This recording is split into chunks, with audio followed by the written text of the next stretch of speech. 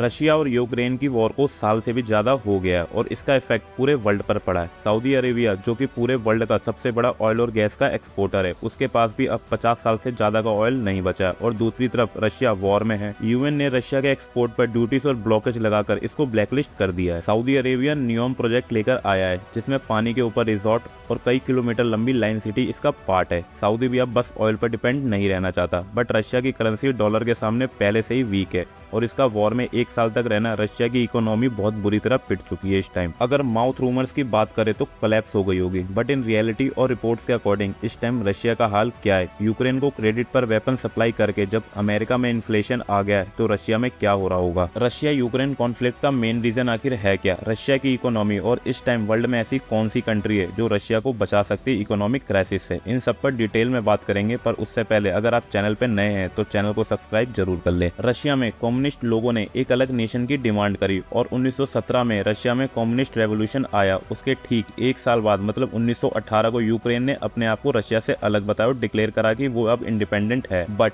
Soviet union की red army ने Ukraine को टेक ओवर कर लिया और फाइनली जब सोवियत यूनियन का ब्रेकडाउन हुआ और उसमें से कई देश निकले, तब 24 अगस्त 1991 को यूक्रेन ने फिर से अपने आप को इंडिपेंडेंट बताया। कई रिपोर्ट्स कहती है कि रशिया ने यूक्रेन पर अटैक उसके नाटो में एंट्री के लिए किया है, बट कुछ रिपोर्ट्स ये भी कहती है कि रशिया ने यूक्रेन पर अटैक इसलिए किया है क्योंकि अमेरिका ने पिछले 30 साल से रशिया की सारी ट्रीटी और उसके अलाइंस को ब्रेक करने की कोशिश करने की वजह से करा है। इसका एग्जाम्पल इंडिया ही है। जिस समय अमेरिका इंडियन लीडर से किसी ग्लोबल समिट में रेयरली मिलता था, आज वो पीछे पीछे भागते हैं, व्हाइट हाउस में डिनर और दिवाली भी बनाते हैं। लुहांस्क और डोनेत्स्क, ये 2 जगह यूक्रेन और रशिया के बॉर्डर पर लगती है। यूक्रेन की न्यू नाजी फोर्स यहाँ पर फोर्सली अटैक कर रही थी। रीजन सेम यूक्रेन वाला था। 1918 में यूक्रेन ने अपनी इंडिपेंडेंस को अनाउंस किया, बट 1991 में यूक्रेन आजाद हुआ। सिमिलरली लुहांस्क और डोनेत्स्क ने 21 फरवरी 2022 को अपनी इंडिपेंडेंस अनाउंस करी यूक्रेन से। आफ्टर दैट 24 फरवरी को रशिया ने अपने पूरे फुल ट्रूप्स के साथ यूक्रेन पर अटैक कर दिया और वॉर अभी भी चल रही है। बट इस पूरे सिनेरियो में अमेरिका अपने एंड पर बिजनेस कर रहा है, बट इन्फ्लेशन से बच नहीं पाया। वॉर के बाद और उससे पहले कोविड-19 रिसोर्सेज की स्कार्सिटी पहले ही कर चुका है, बट अगर अमेरिका का ये हाल है तो रशिया की इकोनॉमी का क्या होगा। लेकिन रशिया की सबसे बड़ी वेल्थ है उसके रिसोर्सेज। ऑयल और नेचुरल गैस के मामले में रशिया बहुत रिच है। रशिया ऑयल और गैस का वर्ल्ड क्वांटिटी के हिसाब से सबसे ज्यादा शेयर ऑक्यूपाई करता है। नेचुरल गैस के मामले में रशिया वर्ल्ड का लार्जेस्ट एक्सपोर्टर है और कोल रिजर्व्स के मामले में सेकंड लार्जेस्ट। रशिया अपने ऑयल और गैस का 40% खुद यूज करता है, लेकिन 60% एक्सपोर्ट करता है। 1989 में रशिया ने अपनी इकोनॉमी को सोशलिस्ट से कैपिटलिस्ट मार्केट सिस्टम में चेंज कर दिया था, लेकिन यूएन ने ऑयल पर से डिपेंडेंसी रेट को काफी कम कर दिया, जिसका डायरेक्ट इफेक्ट रशिया की इकोनॉमी पर पड़ा। 1998 में रशिया में इकोनॉमिक क्राइसिस आया था, जिसके कई रीजन थे।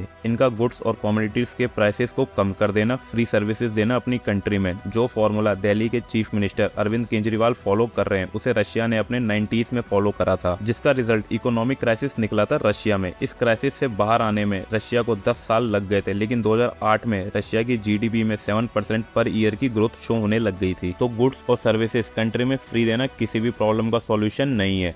जो कनाडा के हेल्थ और एजुकेशन सिस्टम को फ्री समझते हैं, उनके लिए एक अपडेट ये है कि वहाँ पर लग्जरी थिंग्स जैसे कि कार, इन पर आपको मंथली टैक्स पे करना पड़ता है, तो मंथली आपका इंश्योरेंस करवाना पड़ेगा आपको आपकी कार का। इंडिया में 1 ईयर कार इंश्योरेंस की worth is equal to Canada में मंथली कार इंश्योरेंस की वर्थ। रशिया के पास नेचुरल रिसोर्सेज और गुड्स तो है, बट रशिया यूक्रेन वॉर के बाद यूएन ने रशिया के एक्सपोर्ट और इंपोर्ट पर बैन लगा दिया है, जिस वजह से रशिया में गुड्स और सर्विसेज के प्राइसेस में इंक्रीज हो गया और बड़ी कमोडिटीज और कंपनी ने रशिया में सर्विस देना बंद कर दिया, जिसका डायरेक्ट इम्पैक्ट रशिया के एम्प्लॉयमेंट पर पड़ा। अनएम्प्लॉयमेंट रेट रशिया में इंक्रीज हो गया। इस वॉर की वजह से लोग रशिया से बाहर जाने लग गए। रशिया के एक जर्नलिस्ट ने जॉर्जिया की फ्लाइट लेने के बाद फेसबुक पर पोस्ट करके कहा कि लोगों को लगता है कि हम लोग टूरिस्ट हैं, बट हम रेफ्यूजीज हैं जो गन्स और बुलेट से भाग रहे हैं, रशिया से बाहर आए। CNN और ANI की रिपोर्ट्स बताती है जो लोग रशिया में रह रहे हैं वो हाई रेट ऑफ इन्फ्लेशन और अनएम्प्लॉयमेंट फेस कर रहे हैं। एक तरफ रशिया यूक्रेन से वॉर कर रहा है और दूसरी तरफ रशिया के अंदर कोल्ड वॉर चल रही है अपनी नीड्स के लिए। रशिया में तो क्राइसिस है, बट यूक्रेन खत्म होने के कगार पर आ चुका है। रशिया यूक्रेन को ट्रूप्स और फोर्सेस से नहीं मार रहा, बल्कि बेसिक नीड्स की शॉर्टेज से मार रहा है। यूक्रेन इस समय कम्प्लीटली डिपेंडेंट है अमेरिका पर अमेरिका यूक्रेन को ऑलमोस्ट कम्प्लीटली कर्जे में कर चुका है, जिसका इफेक्ट अब अमेरिका में भी दिखने लग गया है। यूक्रेन को इस वॉर में सपोर्ट ऑलमोस्ट सारी कंट्रीज कर रही है, लेकिन इंडिया ने रशिया को डायरेक्टली ना गलत कहा है और ना सही कहा है। इंडिया के फॉरेन मिनिस्टर ने कहा है कि अगर आपके बॉर्डर पर कोई खतरा या महसूस होता है, आपको स्ट्रिक्ट एक्शन लेना चाहिए। इंडिया पहले रशिया से ऑयल कम इंपोर्ट करता था, बट ड्यूरिंग वॉर रशिया के साथ इंडिया ने ट्रेड कभी खत्म नहीं करा। पूरे वर्ल्ड ने रशिया के साथ ट्रेड बंद कर दिया था, बट इस टाइम पर रशिया इंडिया का टॉप सप्लायर है ऑयल का। दिसंबर 2022 में इंडिया ने रशिया के साथ सबसे ज्यादा ऑयल में ट्रेड करा था। इंडिया इराक और सऊदी अरेबिया से भी ऑयल इंपोर्ट करता है, बट ये दोनों कंट्रीज अब नंबर 2 और नंबर 3 पर आती है। अब आपको क्या लगता है कि इंडिया रशिया के साथ है या नहीं? क्योंकि रशिया ने 1971 वॉर के टाइम पर इंडिया के लिए अपनी वॉर सबमरीन भेजी थी। आपको जो भी लगता हो कमेंट करके जरूर बताना। अगर इन्फो सही लगी हो तो चैनल को सब्सक्राइब और वीडियो को लाइक जरूर करना।